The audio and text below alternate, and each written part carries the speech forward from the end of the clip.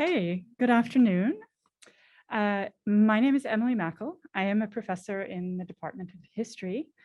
I am a faculty member in the graduate group in Ancient History and Mediterranean Archaeology, and I'm a faculty affiliate of the Berkeley Center for the Study of Religion. And on behalf of the BCSR and my colleagues, Professor Susanna Elm and Professor Duncan McCrae, I'm very pleased to welcome you all here in person, in the Matrix, and online to the third lecture in our series, Voting the Divine. We're delighted to have as our guest and speaker, Professor Josine Blok. But before I introduce Professor Blok, let me say a few words about the series of which this lecture is a part. Voting the Divine is part of the Berkeley Democracy and Public Theology program, which is hosted by the BCSR and has been supported by a major grant from the Henry Luce Foundation.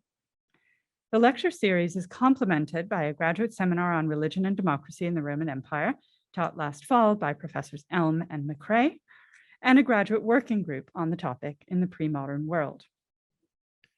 The whole project is intended to be a collective investigation of the place of popular decision-making in religious life in pre-modern Western and Southern Eurasia, from Rome to Bengal, from the classical Greek polis to the Mughal Empire.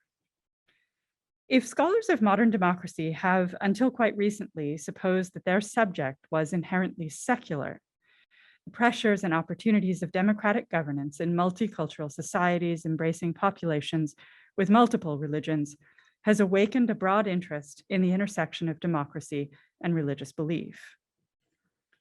The pre-modern world was not governed by this principle of secularity that imposes itself, sometimes, of course, with tremendous difficulty, on modern democratic states. Yet the modern principle of secularity has deeply influenced studies of pre-modern democratic practice in many different historical settings. Voting the Divine accordingly sets out to investigate democratic practices in relation to religion in pre-modern Eurasia.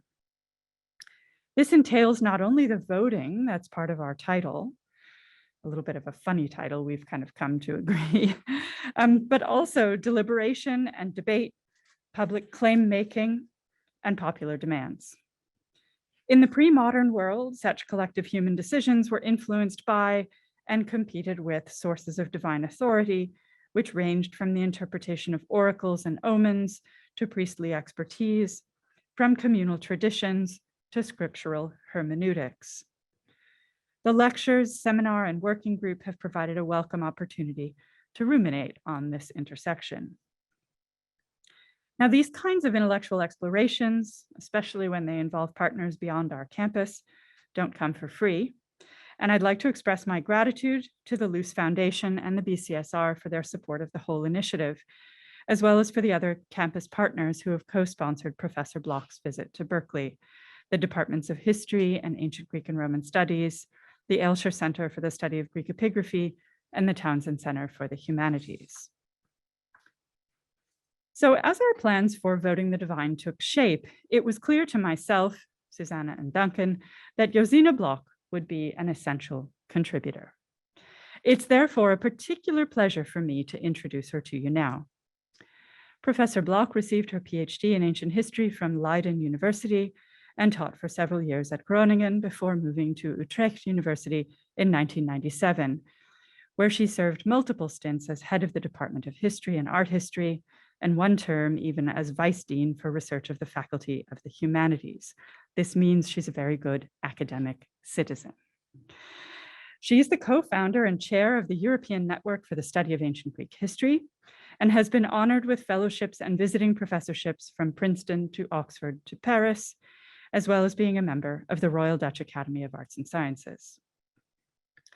A distinguished scholar of classical Greek history, Professor Blok has been deeply engaged with the intersection of religious and democratic experience for several decades. She's edited volumes on feasting and polis institutions, on the archaic legislator and reformer Solon. She's published a Dutch translation of the Aristotelian Constitution of the Athenians, written articles on debt and political economy, the bisistrated tyrants of late archaic Athens, priests and priestly authority, and the principle and practice of allotment, on which she's now co-authoring a book with Irad Malkin. But the focus of her work for quite some time has been the nature of citizenship in democratic Athens, which she's explored in a long list of fascinating articles and in a groundbreaking book, Citizenship in Classical Athens, which was published in 2017. I just want to take a moment to try to summarize some of the findings from this book for you to provide the context for our invitation to Professor Blok. So rejecting the predominant view, which can be traced directly to Aristotle himself, that citizenship was defined by participation in political and judicial offices, Professor Blok has shown that citizenship in democratic Athens was based on dissent from citizens on both sides, and that we need to take the status of the female citizen seriously. In doing so, she's finally made real sense of the ancient formula, according to which citizenship was defined as taking part in matters relating to gods and humans, metechēn ton hieron kai ton hosio. If the Aristotelian definition of citizenship excluded women by focusing on official duties they were not permitted by law to perform, this much more prevalent formula quite clearly includes them. For, as Professor Blok has shown, women participated in the polis community through ritual actions and religious offices, just as their male counterparts did. The upshot is twofold. First, to rehabilitate the concept of the female citizen in ancient democracy. Women did not just passively bestow citizenship status on their male offspring. And second, to show that their ritual actions were vital to maintaining the strong bond between gods and citizens that lay at the heart of the Greek polis. These actions were no less public and no less political in the root sense of the word than the public and judicial offices of male citizens. This fundamental insight that the Athenian polis was founded on a bond between gods and citizens that needed to be maintained, indeed constantly renewed, through ritual actions and protected through democratically approved laws is what makes Professor Blok such an exciting contributor to our series. So please join me in welcoming her for her lecture, Through the Looking Glass, Perspectives on the Interaction Between Politics and Religion in Ancient Greece.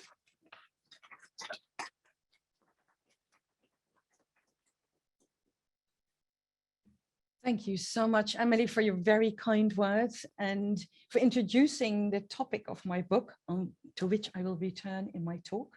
So thank you so much. Thank you for being here. And all those who are watching from by Zoom also welcome. Thank you so much for being a part of this. So studying the past means trying to understand a society different from one's own. We want to see the world of the historical others, not to look into a mirror to find an image of ourselves. Every historian knows that this is not easy. In fact, that it is impossible to cast off our own cultural baggage entirely. But we try with all the methods at our disposal to go through the looking glass and to see what the past was like. This lecture series invites us to do exactly that, because the title, Voting the Divine, breaks with a deeply familiar principle already just mentioned. We know this principle as the separation of church and state, since it was captured in these terms by Thomas Jefferson. Reflecting on the First Amendment that, I quote, Congress shall make no law respecting an establishment of religion or prohibiting the free exercise thereof, end of quote. Jefferson noted that the amendment built, again, a quote, a wall of separation between church and state, end of quote. This principle was foundational not only for the US, but for most liberal states in the West. It's based on two codes. One is the Christian distinction between the sacred world of God and the secular world of man, canonized by St. Augustine.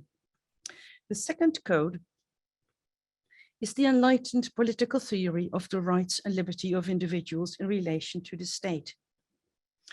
With his choice of words, Jefferson emphasized that the separation concerned the domains of church and state as institutions, and that the amendment barred any legal authority of the state over religion. In contrast, Christian values, beliefs, and traditions had a powerful influence on politics in many Western states and still do so today.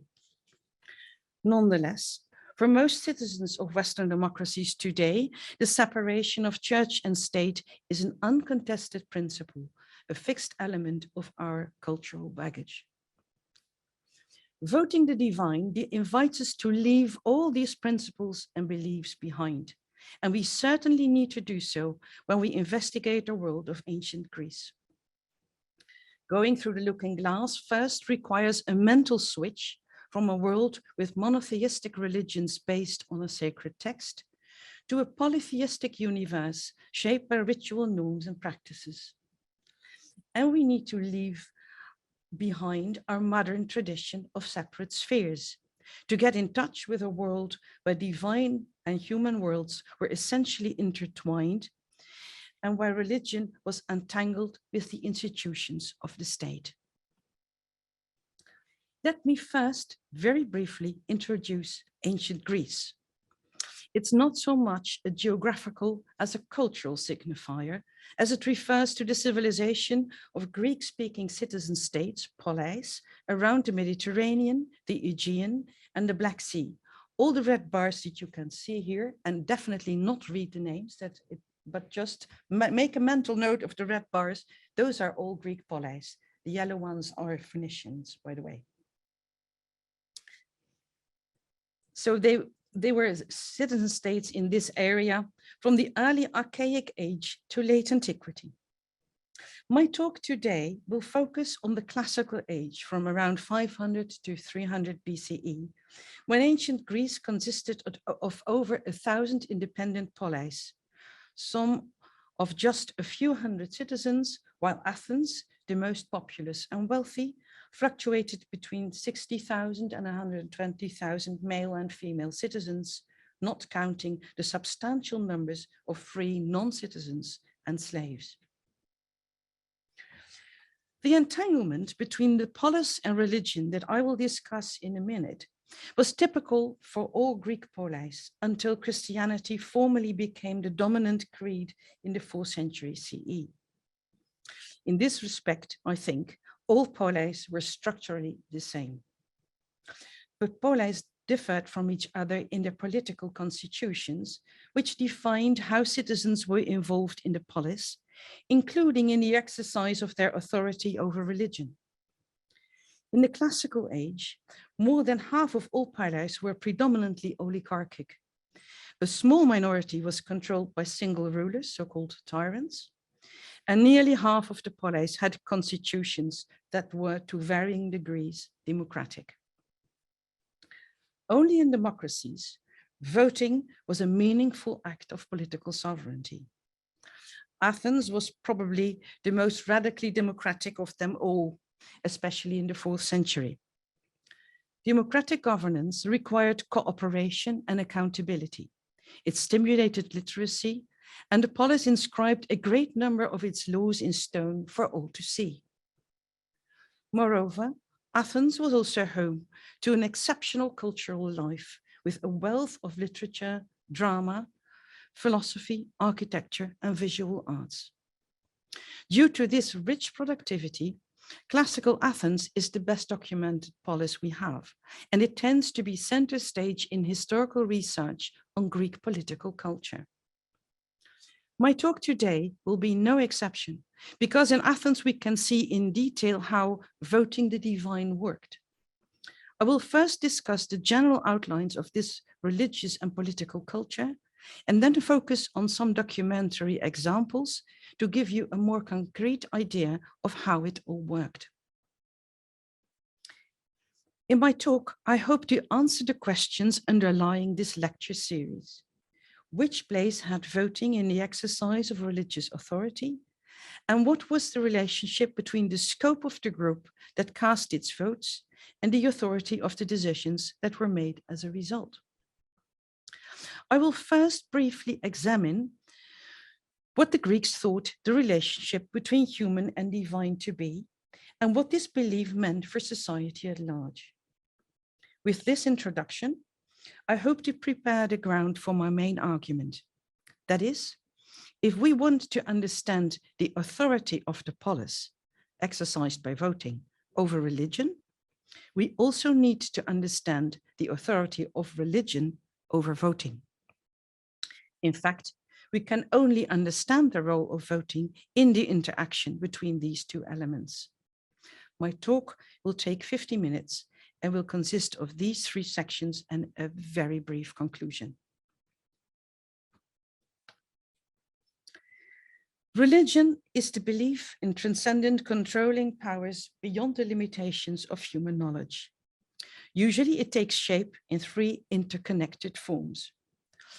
First, religion is a cognitive model, a way of understanding the world with specific notions about causation in the relations between the transcendent powers, humankind, and nature.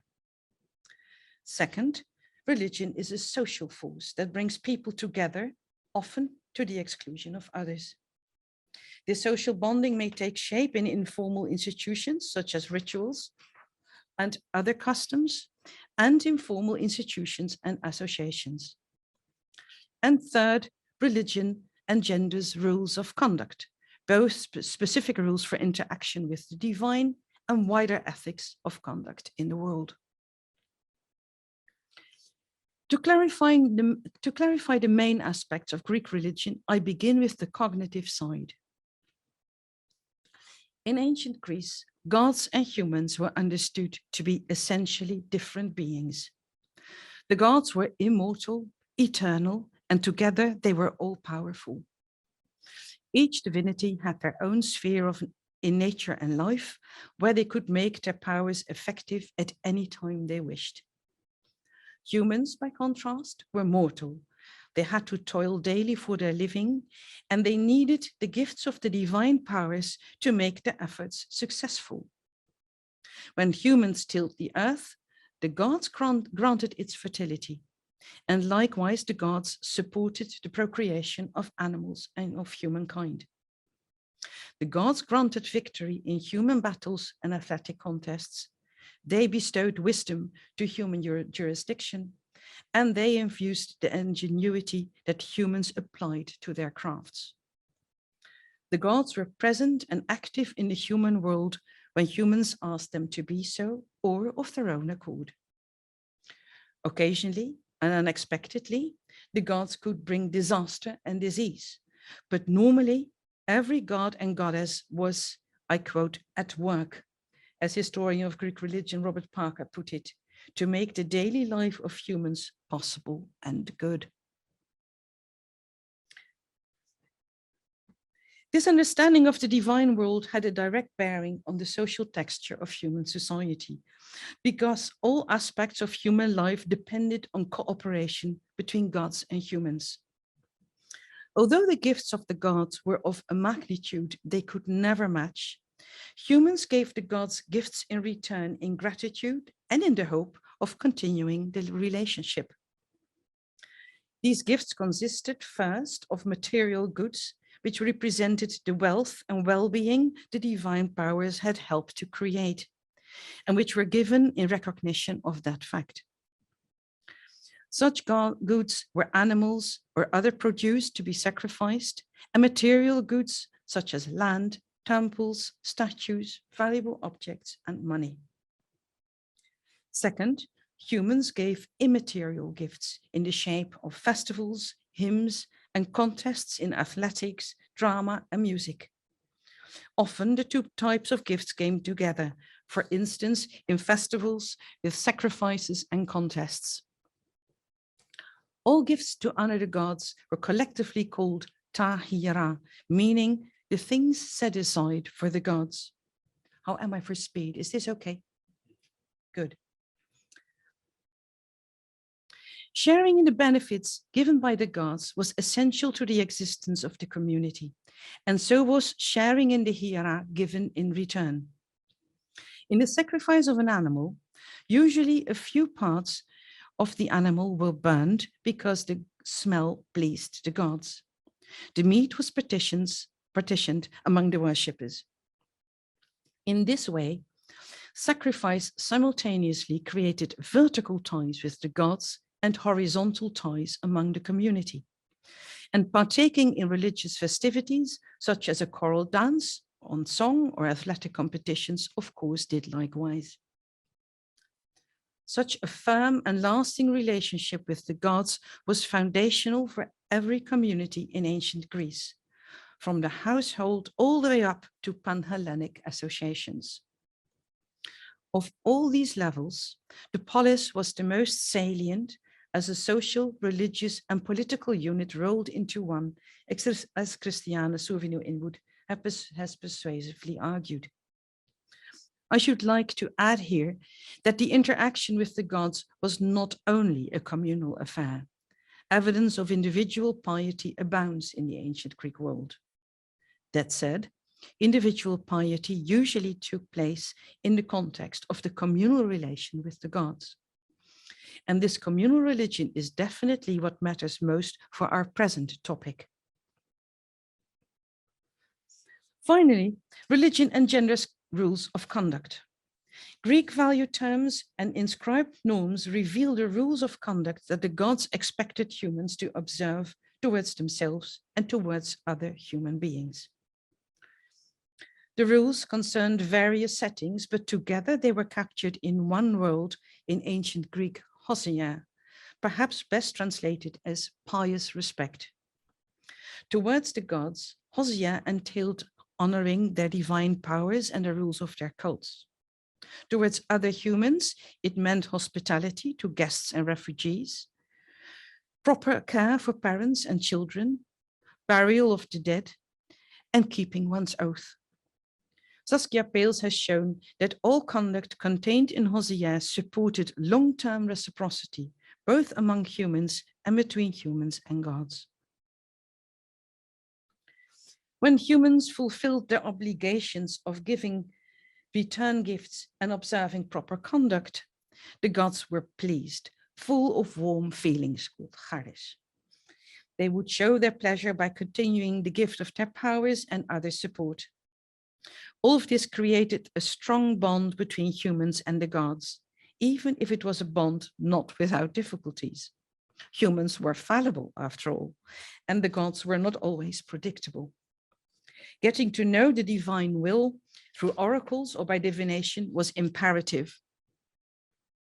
But whatever the vicissitudes, by the classical age, every Greek polis maintained a strong bond with the gods that had been founded in the deep past by the ancestors of the present citizens, and that over time had been anchored in polis institutions.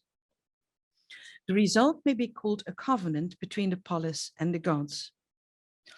Based on reciprocity with the gods rather than on obedience to them, this covenant allowed humans ample space for negotiation with the divine, and it marked the identity of the polis, its subgroups, its families, and its individual citizens. In sum, the relationship between the Greeks and their gods was based on the distinction between divine and human beings, which fostered reciprocity and cooperation between the highly unequal partners. In the human world, the gift of hiera entailed a distinction between divine and human property, with their own institutional arrangements. The reciprocity with the gods gave ample space for human agency, with a focus on communal human action that gave rise to the Greek concept of the political. But this constellation was not an essential distinction between sacred and secular spheres. No place or moment was ever known to be entirely outside the influence or surveillance of the gods. Rather, the interaction between humans and gods varied in density and form according to time and place. In a prayer, a sacrifice, or a festival, the god's presence was made particularly manifest, and the ritual contact with the divine was intense. On moments of crisis, the gods were asked to use their powers in whatever way necessary. By contrast, when people went about their daily life, they would be minding their own business in the first place, and the gods might seem far away. Yet one would always be aware of their presence again in the customary libations before a meal, in the temples, altars, and sanctuaries, in the cityscape, in the wildlife of the countryside, and in the ritual cycles of the agricultural year.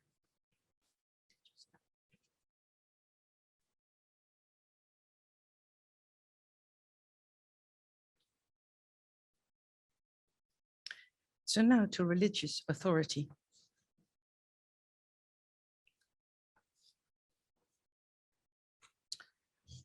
With this sketch of Greek religion, very brief sketch of Greek religion, we return to our questions.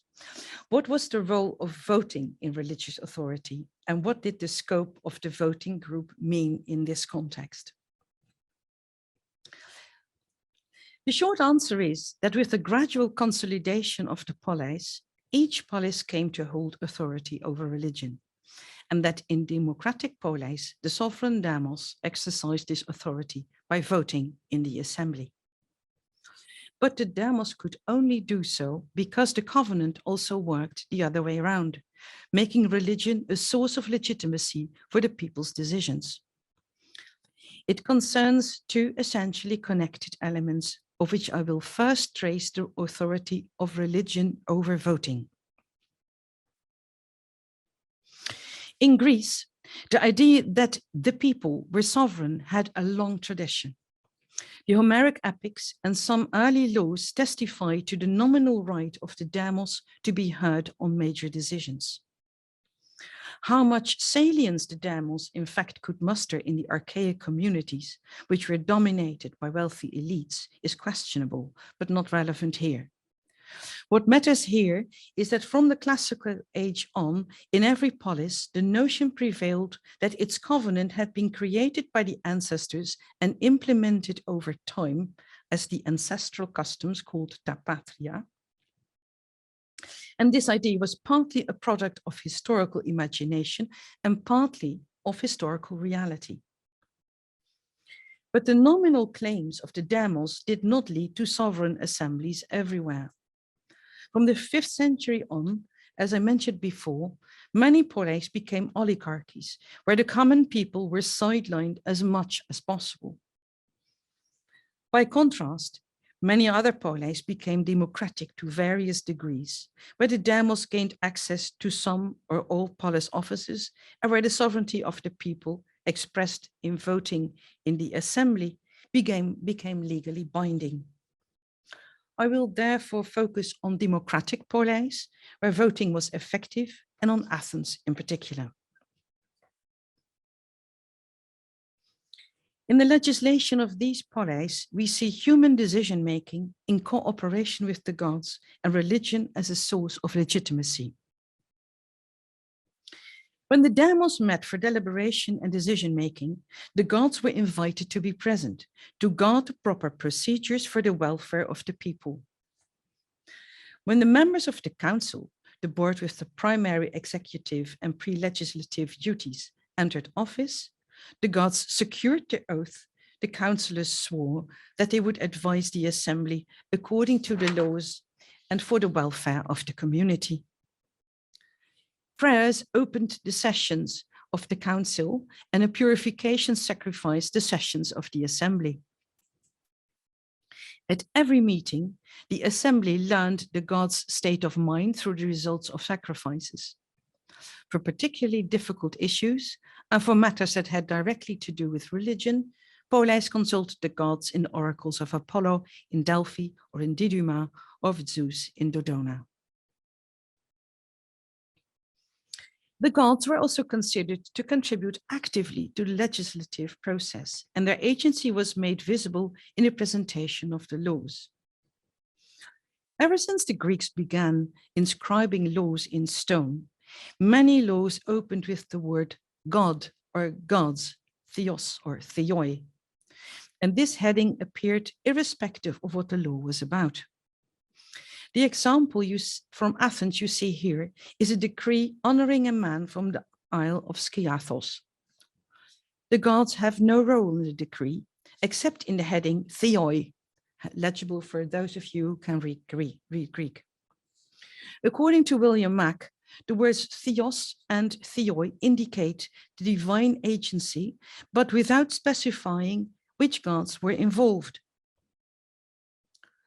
By contrast, some inscribed decrees were crowned with reliefs with a visual representation. They show the specific deities who had been active in the decree. In this example, Athens honored the people of the Isle of Samos for their support in the disastrous final years of the Peloponnesian War. The stone records two combined decrees and shows in the relief the goddesses Athena on the right and Hera on the left, the tutelary deities of Athens and Samos, shaking hands in friendship. The decrees inscribed in stone also reinforced the cooperation between gods and humans for the future. The stones were set up in sanctuaries for all to see. In Athens, the Acropolis was the central place for this. The decrees commanded the human viewers to act in accordance with the decisions or to follow good examples. On the other hand, many decrees threatened those who would act against the decision or try to revise or annul it with penalties, and the fines were entirely or in part payable to the supervising divinity. For the gods, the inscribed stones were pleasing gifts, showing how the people lived up to their commitments and inviting them, the gods, to do the same. In sum, every law and decree voted by the assembly, the authority and support of the divine infused the authority of the demos. This interaction took place within the covenant with the gods. Keeping this framework in mind, we now turn to the authority of the polis over religion.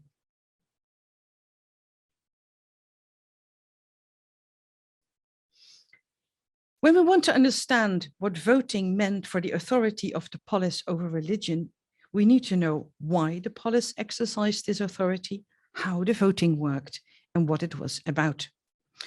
So first of all, the why.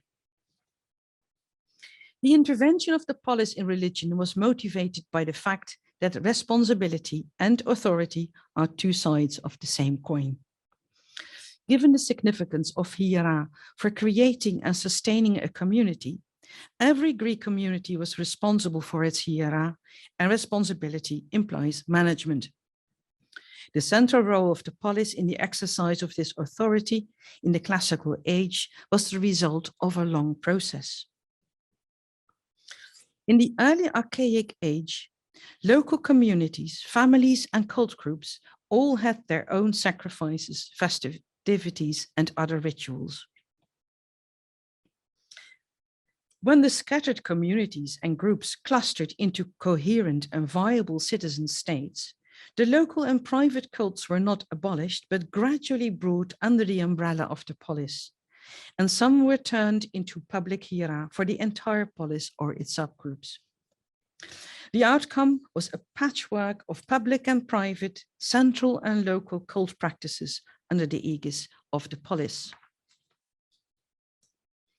Some cults remained in the management of their traditional owners, but the ultimate oversight tended to shift to the demos as sovereign body. This oversight takes us to the how and to the role of voting. As I just mentioned, in democracies, the assembly of male citizens, also called the demos, made the binding legal decisions by voting. In Athens, the decisions were called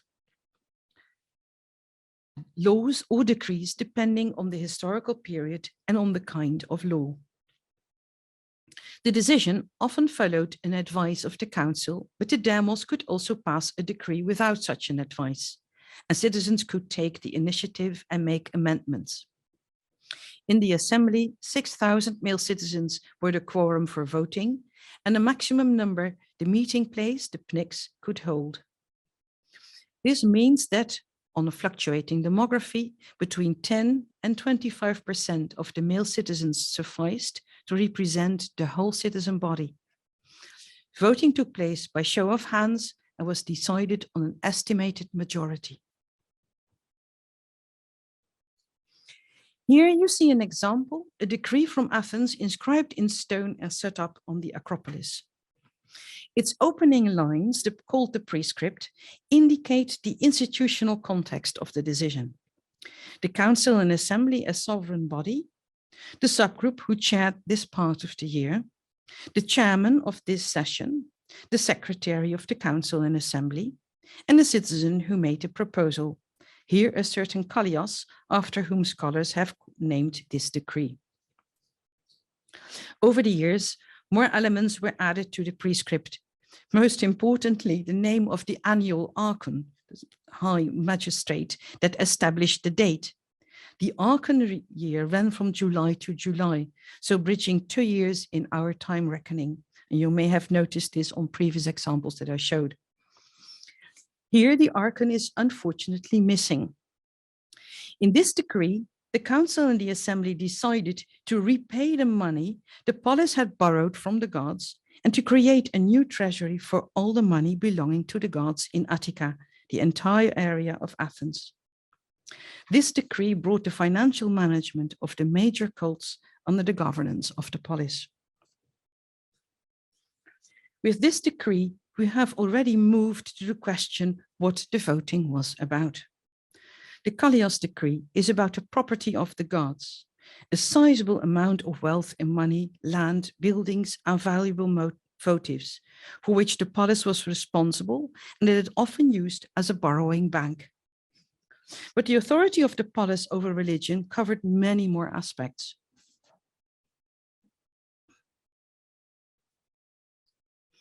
First of all, the foundational decisions were about the covenant itself. The polis decided with which gods the bond was maintained and how this should be done. The core of this constellation was traditional and orally transmitted as ta patria. But bit by bit, the polis intervened in the management with new regulations, further integrating such cults into the polis. New cults of traditional divinities were instituted for polis subgroups and for the polis as a whole. Moreover, new gods were invited to join, for instance, in 429, the Thracian goddess Bendis, and in 420, the healing god Asclepius. In democratic Athens, only the assembly could make this decision. Second, the polis was concerned with the institutional arrangement of the hiera, who was in charge, where and how the cult or festival was to take place, and who would pay the costs. With the integration of the hiera in the polis framework, priests and other personnel who served their cults on behalf of the polis were accountable to the demos, just like other polis offices, for their duties, sanctuaries, and finances. The traditional polis cults were served by priests and priestesses selected by lot from ancient priestly families, or by the 3 main archons, the highest polis magistrates. But after 450, Athens instituted new cults and festivals with new offices open to all citizens. The first was a priestess for Athena Nika, with a new cult for a traditional goddess. The priesthood was to be filled by a woman selected by lot from all Athenian women. New priesthoods for men were instituted and drawn by lot from all male citizens on the basis of rotation. Overall, Athens vastly increased the number of polis offices whose duties included management of sacrifices and rituals. We'll see some examples in a minute. An illuminating example of how the authority of the people, exercised by voting, intertwined with traditional practices, is this Athenian decree about the Prerogatives. They were a group of families whose traditional responsibility was the care for the ancient wooden statue of Athena on the Acropolis. They performed its annual ritual cleansing and put on a clean robe, the peplos. The stone with the inscribed decree, although severely damaged, reveals succinctly what happened. Section 1 states that this decision was made by voting of the Council and Assembly. In Section 2, we read what the vote was about. The request of the Prerogatives to have their prerogatives inscribed in stone and set up on the Acropolis. The prerogatives are founded on three sources of legal authority: orally transmitted tradition, the patria, an oracle of Apollo, and earlier decrees of the polis. These three sources also underlie the decision of the assembly, which is summarized in sections 3 and 4. Section 4 quotes the oracle of Apollo, proclaiming that the hiera performed by the Prerogatives consist of their care of the statue of Athena and of sacrifices to other divinities. In what remains of section 5, the prerogatives and duties are listed. What triggered the request of the Prerogatives is not explicated. We sense a dispute about their competences with other priestly families with religious duties on the Acropolis. More importantly, on this decision by the demos, any claim by other parties to the competences of the Prerogatives could henceforth be dismissed by pointing to this stone. In other words, in this decree, we see the transformation of tradition into law by formal voting. A third domain where the polis exercised its religious authority were the norms regulating the performance of hiera. Again, many of these rules were traditional, really hosier, the traditional rules. For instance, whether it was necessary for the participants to be ritually clean or to be married in first marriage to be priestess. But the more the polis assumed authority over the cults, the more it became responsible for the religious conduct of its citizens and the integrity of the sanctuaries. An early example is this terribly damaged but beautifully carved decree voted by the people in 485, excellently analyzed by the later on Stroud here in Berkeley. The decree regulated the conduct of worshippers and personnel on the Acropolis, clean and safe from fire. Fourth, the polis authority over the covenant and cults could spill over into supervision of belief. Casting doubt on the conventional representation of the gods was considered a lack of respect for the gods, asabeia, that could anger the gods and put their support for the polis at risk. But public action against such views in the shape of court cases was very rare, and when such a trial occurred, it was usually fueled by a deeper societal crisis. The trial of Socrates, who was accused inter alia of introducing a god of his own into the polis, is a notorious case in point. The disastrous end of the Peloponnesian War a few years before was a major factor in this trial.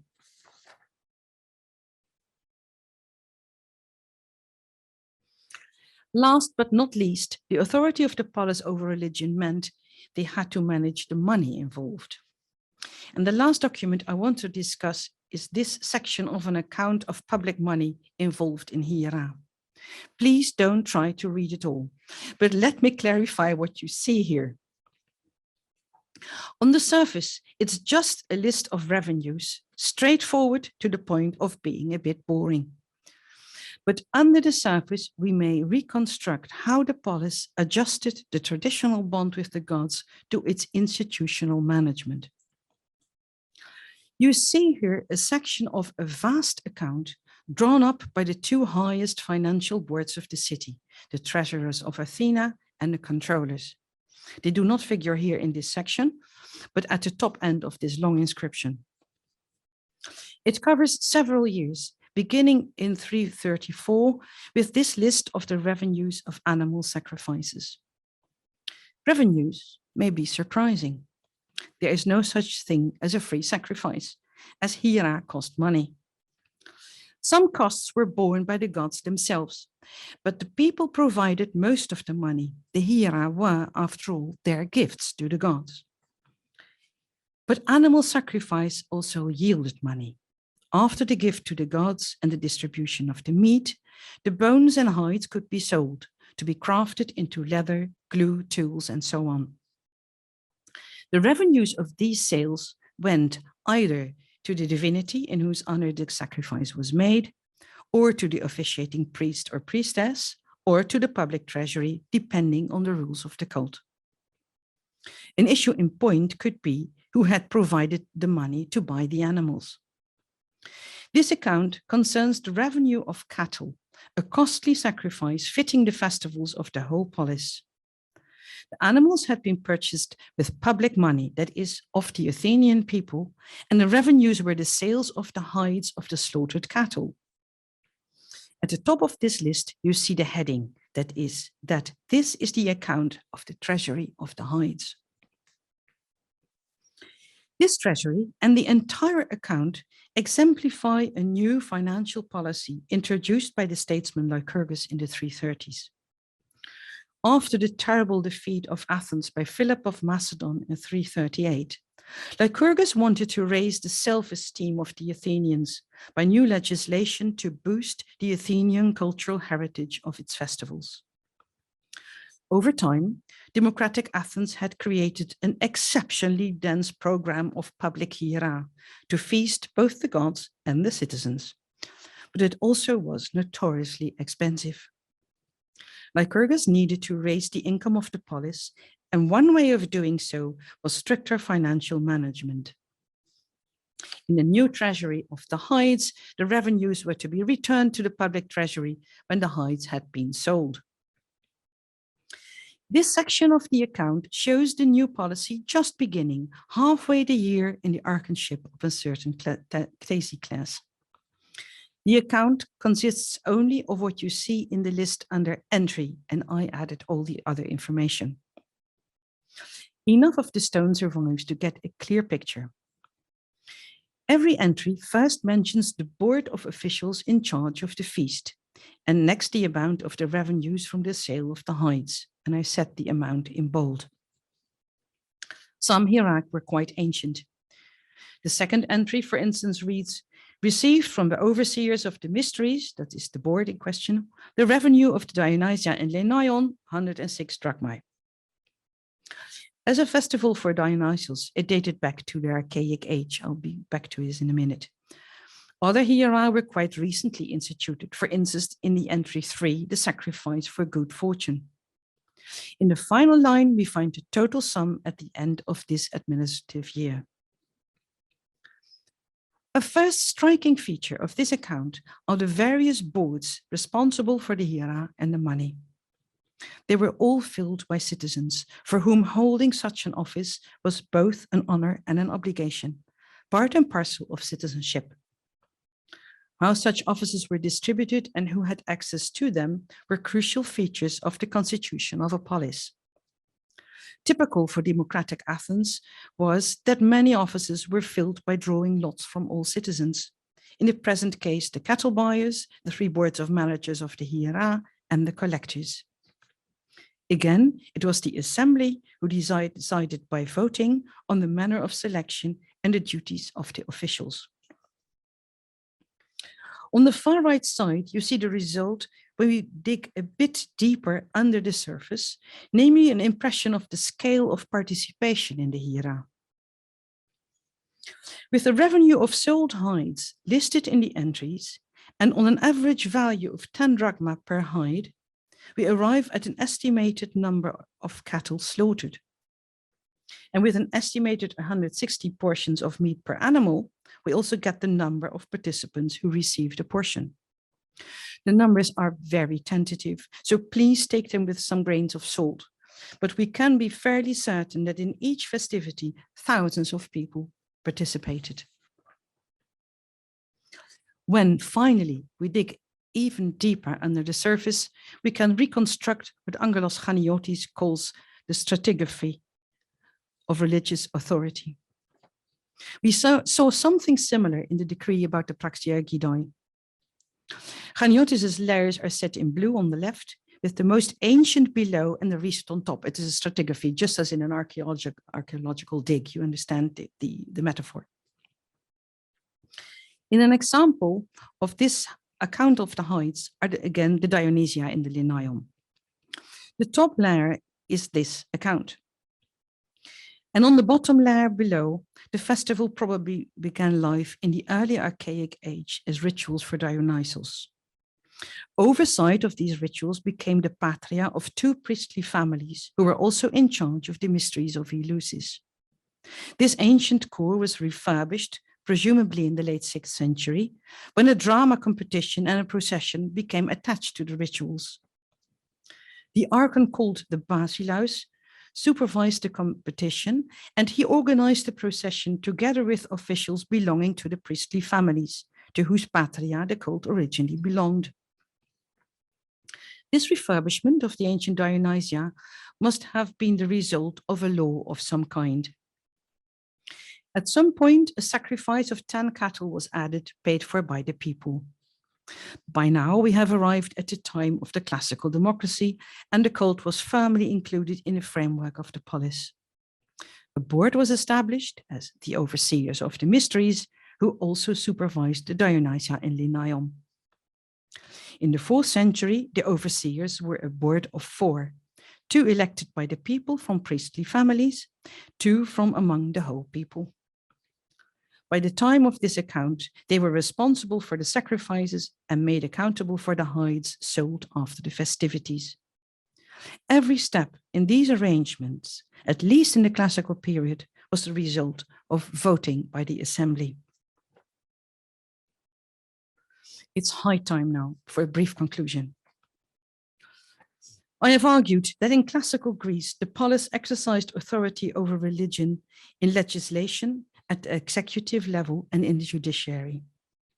The legal authority for such decisions derived from the authority of religion tied to the sovereignty of the people. In democratic polis, the assembly exercised this authority by voting. There, voting the divine was the result of confident human agency protected by the gods. Thank you. Thank you very much, Professor Blok, for this wonderful talk. We're going to handle question and answer by teamwork, Duncan and I.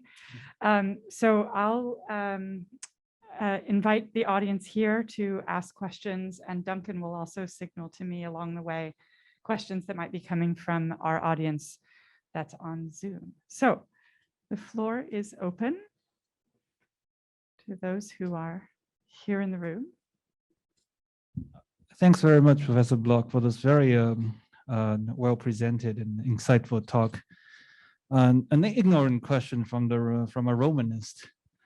You talk at length about the power exercised by the polis and its assembly over religion. I wonder about the limits of that power. In other words, are there things in religious affairs that the assembly and the polis were not able to decide upon, touched upon, regarding religion or the religious infrastructure, that is the temple, or in all affairs, religious or otherwise, the popular assembly reigned sovereign? That's the question. Thank you. Thank you very much. It's a very pertinent question. Yes, there were clear limits. We cannot always see them as clearly as we would like to, but in some cases we do.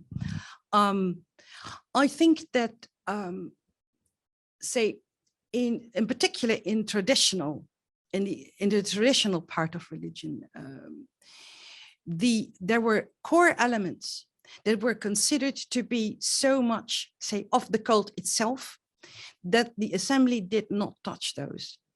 For instance, there were traditional prayers and curses that some of these priestly families had to pronounce at certain moments. There was no question that the assembly had anything to say about those acts or those rituals. But what they did, however, is exercise the supervision that they were done correctly. And we know of certain court cases when one of these priestly families accused another one of mishandling the traditional rites and said, no, that is not your part, that is your part. So then they acted as a kind of guardian of the procedure. But there were, I think, in particular traditional cults, say the core elements were considered to be a given and were traditionally transmitted, usually orally. And those were indeed so beyond the authority of the assembly, very clearly so. Yeah. Other questions from our audience? So was there ever an overt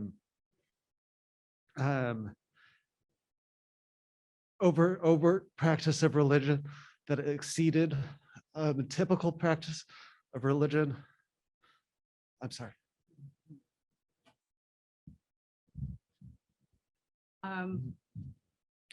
That people say that a festivity went out of hand, for instance, or I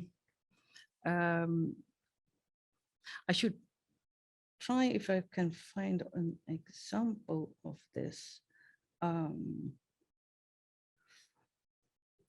Now, what actually, I should kind of think more deeply whether I can find an example of something that ran out of hand. But what was certainly a point of concern, at least for some citizens, was the sheer number of festivities in Athens, and indeed the cost that they had. I mean, one of the people who are, say, well known for this type of concern was the famous orator Demosthenes. He thought that Athens spent far too much money on its religion, and that it should spend its money on its army, and instead. And he has brought this out in political speeches quite often. So that was, he thought the number of the total number of festivities and the size of them absolutely over the top, and something that Athens could not afford, in which he was actually quite right, because it was a financial burden. Really, it was. That's why Lycurgus decided to try and find a new financial policy. So that is something that comes to mind now as, say, something that is bigger and more than you actually want. So, and there were some cults were introduced. Also, for instance, the cult of the Magna Mater was introduced in Athens, and was certainly by vote of the people that she could become part of the Athenian covenant, so to speak. But there were many citizens who were worried about the very exotic rituals that came with the, at least in some parts, with the cult of the Magna Mater. So there is not say a unanimous idea about what is here acceptable or not in particular cults.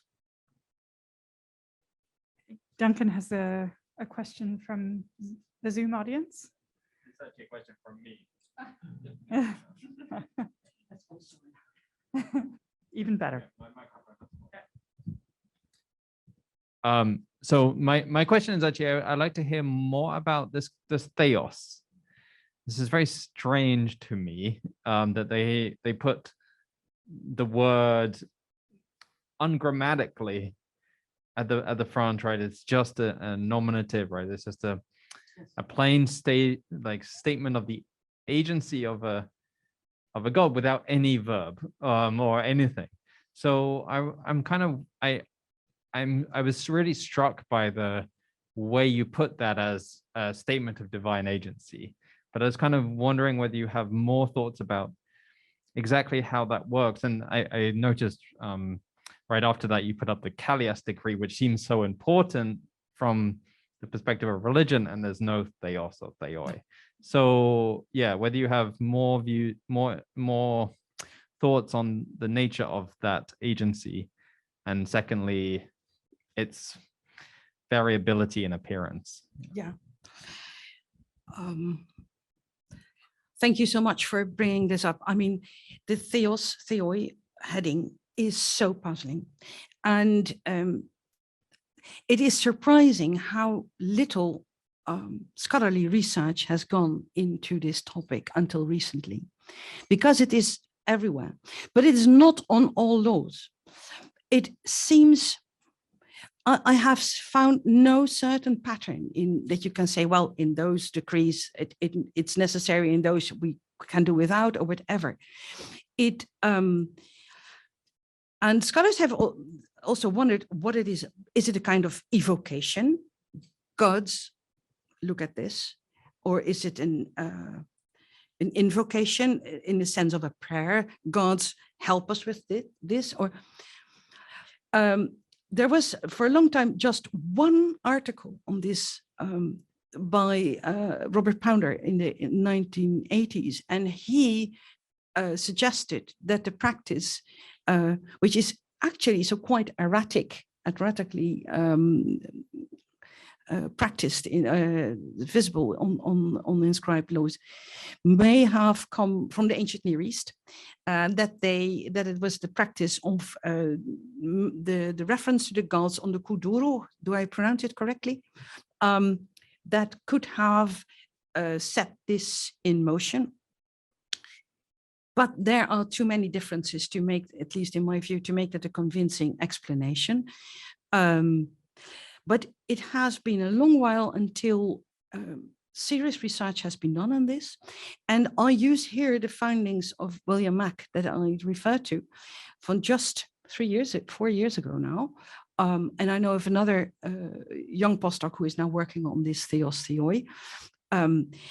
And this idea that it is about agency is actually Will Mack's idea, not mine. But I think it is, so far, I find it very attractive. Why it is not always there, and indeed it occurs as of course I choose my examples deliberately. In this honorific decree for this man from Skiathos, it has really nothing to do with the gods, at least not directly, except that everything belongs to, but there is no direct reference. For instance, when you think about a grant of citizenship, now that has directly to do with cult, because then you extend the group of worshippers that the polis is. But this was not a grant of citizenship. It was just an honorific decree with other fine stuff. So, and in some decrees that have directly to do with cult, it's not there. I have found no clear pattern so far, and neither has Will, as far as I know. And the first examples that we see are among the first inscribed laws ever, those from Crete. And you see it all the way around. In Athens, they begin only in the 450s. And then it goes on and on, as I said, very kind of erratically. I'm afraid I have no more solid comments than this. Susanna? Thank you. It is? Yeah. Thank you so much for this wonderful talk. You just actually referred to something that I was going to ask you about, and now it makes it even easier. You mentioned the inclusion of the great mother goddess, right, the Magna Mater, which clearly was voted on, right, whether or not it ought to be included into the covenant, right?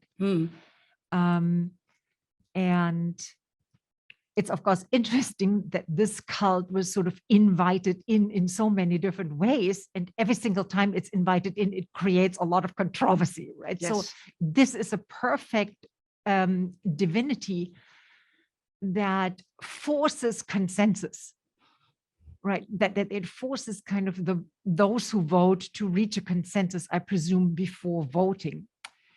And I was wondering whether there are, and this is just out of complete ignorance on my part, whether the offer of citizenship and the integration of new divinities into the contract are similar in ways beyond voting, or whether the voting arrangements are the same for both. I find it a very interesting question, because I was also struck myself by the parallel. I mean, first of all, I was interested in the parallel between the introduction of, or say, the integration of the so-called metics, metaoikoi in society with the introduction of new gods. And now, unfortunately, we do not know how the voting, the real decisions on the introduction of new gods went. We only know that it happened. We see the decree, for instance, on Asclepius. We have a decree where it is said that there's a certain man who was allowed to bring Asclepius to Athens. In other cases, like the Magna Mater and like Bendis, we only know that it happened because at some point we see this new god amidst the rest and integrated and so on and so forth. And the integration, you can, for instance, read off the fact that they get their own festival in the festival calendar and citizens are invited to participate and so on and so forth. So then you know things are settled. But I don't know, we do not know which voting procedures were used for, say, inviting and accepting a new god, at least not in Athens. Whereas we do know that for new citizens, it required twice. First, of course, a proposal by the council, then the vote by the assembly, and later on even twice voting to make sure that, oh, do you really want it? Yes, we want this. And later on, there were even yet another time. So I suppose that voting for a new god would be also something quite elaborate, but I don't know how. And I absolutely agree with you. There must have been, before the actual voting, there must have been a sense that this would be a good idea, that people would want this. Yeah, yeah, exactly. That is, that would be a political disaster. Now, of course, the problematic introduction of the Magna Mater in Rome is a very well studied topic, and but usually in Athens and also in other Greek polis, we only see the result. Unfortunately, we cannot see the discussions. We don't see the people who say, we don't want this at all. Could or couldn't we do it differently? Whatever. You only see the final outcome. And so that is, I'm afraid I have no more to say about it than that. I have a couple of questions from the internet, from the tubes. One is more specific than the other, so I'll start with the specific and go to the general. And it's the first one is from an anonymous attendee who thanks you for the excellent paper. This anonymous attendee has always felt that there was an interesting similarity between the voting pebbles and the use of lots. We might also think about the ostraca as well. Were there specific instances where each were used exclusively? And can an ideology be derived from the different categories of use? So the lot versus the voting pebble. Why not use lots or other divine mechanisms? So I think the attendee is suggesting that lots have a more religious nature to elicit divine participation more often. Yeah. Oh, this is you say it is a specific question, but it is a very big one, actually. Let me first say something about drawing lots and the impact of the divine in drawing lots. As Professor Mackel just mentioned, I'm just finalizing a book on the drawing of lots in ancient Greece, together with my colleague Irad Malkin. And our conclusion, looking at all the evidence that we could collect, is that the procedure of drawing lots was supervised, with one exception, but say generally speaking, the procedure of drawing lots was under the guardianship, in a way, of the gods, in the sense that people stick to the rules, fair play, open, and so on. But the drawing of lots itself is a human affair, and the gods do not decide what the outcome is.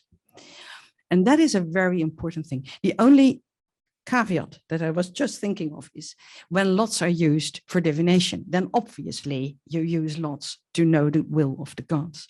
But in all other applications of drawing lots, it is a human decision, first, to use this method, second, to decide who is part of the group, who belongs to the, say, among whom the lot will be drawn, and the size of the group, so, and who they are. And finally, the drawing of lots is indeed a matter of chance. And at least it creates an equality among those who participate. So it is a particular procedure that is quite different from voting. And because in lots, the thing which you absolutely are avoiding is human deliberation and preference. That's exactly what you want to exclude with this procedure. In that sense, it is the total opposite of voting, which has all to do with making up your mind, people coming with arguments pro and con, and finally you vote for or against or whatever. So the procedures are basically very, very different. And so that has to do with the methods. Now, the anonymous question person is asking also about the size of the group. What is she saying, or he saying?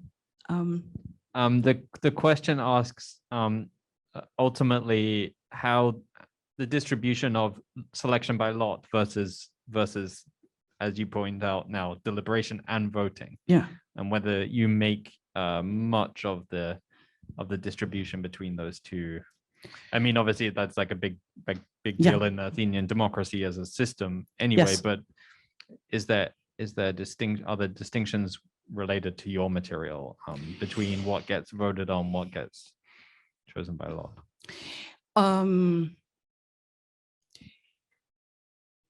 Drawing lots is always a matter of organization, and has there is also no, so it's not a method that has to do with content.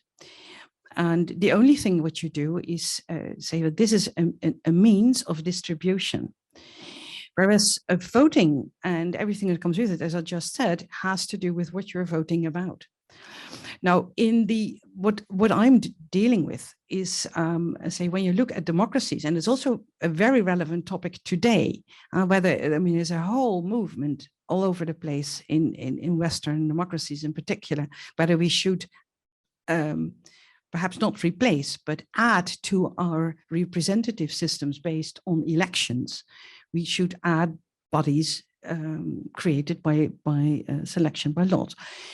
And I think that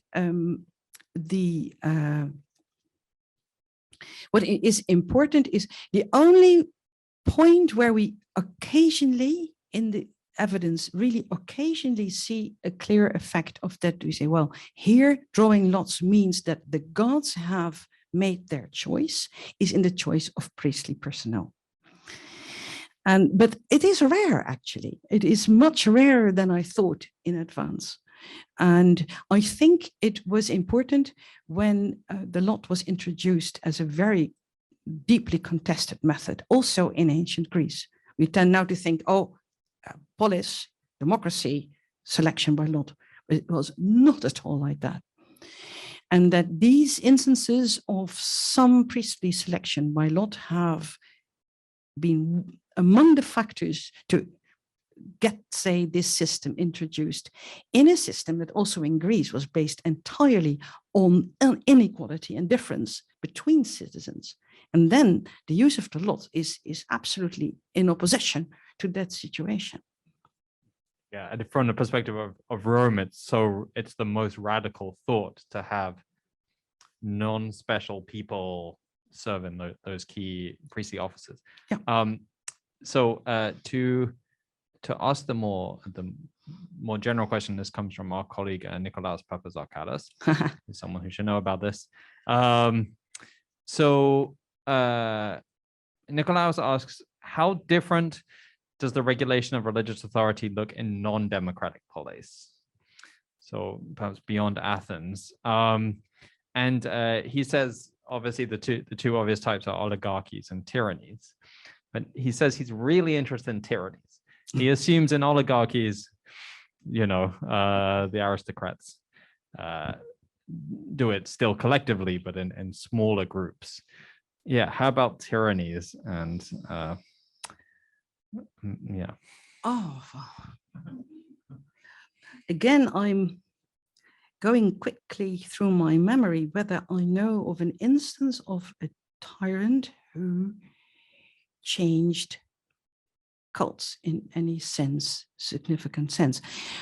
It has always been, it has been long-standing claim that in Athens, the Pisistratus and his sons were involved in developing religious life in Athens by various means. They all had to do with, say, the building practices and extra provisions or whatever. Whether that was really their initiative or rather that of local people is still debated. And what we also know is that tyrants tended to reshuffle the citizen bodies. For instance, Cleisthenes of Sicyon did so. And as soon as you rearrange the citizen body of a polis, you must rearrange the cults because every group has its own cults and so on and so forth. That's why also when Cleisthenes introduced the system of 10 phylae, there had to be 10 new cults for the phylae and so on and so forth. So those as tyrants who were, for instance, reorganizing the citizen body of their polis would by necessity need to reorganize some of the cults. But I am frantically thinking of examples of tyrants who deliberately do something about cults. I should think more about it. I don't know immediately. No, I don't know immediately a good example that, but I mean, his question is absolutely profound. I should think about it. And then one further question, which is sort of about historical change. So I think the question is about the relationship between historical change and asabeia. And I suppose I think the question, and it's from Kevin Oguni, is about how the long-term reciprocity between gods and humans could change over time. I think his point is as a principle, or and whether that factors into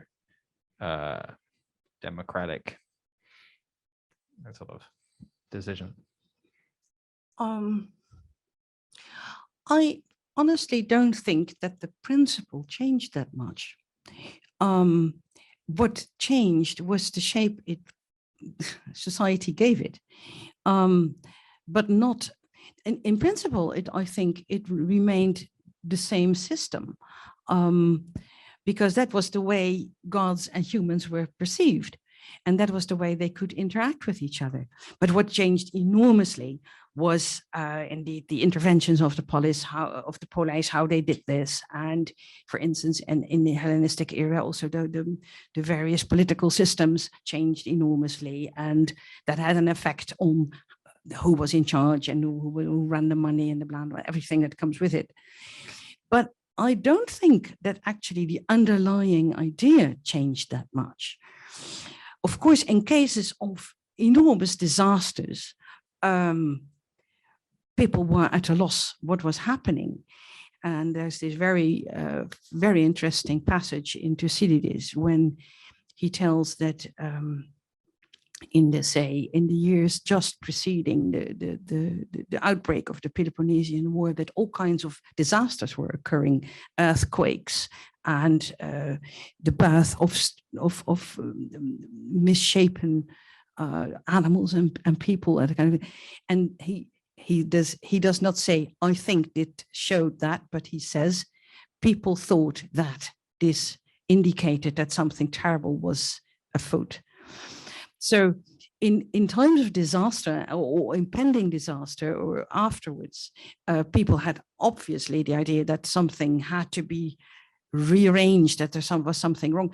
And again, the trial of Socrates, I'm sorry to keep my Athens on the table as an example, but there was absolutely a reaction to the problems of the end of the Peloponnesian War in what was behind the trial. I mentioned this, and there's a very good article by Paul Cartledge on this. So clearly, then the people felt that something had gone wrong in how the interaction actually was going, but it did not change the principle, I think. So no, I wouldn't think so. What comes only after a long while is, for instance, things like the belief that among all the gods, one is the most outstanding. In the course of Hellenism, that becomes a very popular, for instance, Isis. And so the hierarchy among the gods is reshaped mentally, but that does not undermine the principle as such, I think. I want to intrude with a question of my own, which is about, scholars of democracy know that it is a fundamentally messy, complicated process, right? Leaving entirely aside interactions with the divine. And I'm thinking about cases in ancient Greece in which the people struggled to make a decision, typically in a moment of crisis or just tremendous uncertainty. The Persians are over the horizon. What are we going to do? Right? And in that instance, the instinct was to consult the will of the gods, right? Through an oracle. But then the oracle comes back and it doesn't resolve anything. And the people are forced to simply make a decision, if memory serves, about, okay, we've gone and we've asked the gods several times and we keep getting this sort of, slightly different answer, but it's very difficult to understand. And people get up and say, well, I think it means this, and I think the wooden wall means that, right? And I wonder if you could help us with that example or with another to think through where in this situation in which you've sort of sketched for us of a kind of covenant between gods and men that governs communal people, that governs communal life, where in those kinds of situations in which there is mortal confusion and the divine will doesn't make itself particularly clear, how do humans ultimately in this particular historical context resolve that problem? In other words, the backstop has failed, right? The backstop to democracy has failed. What does this world do with that situation?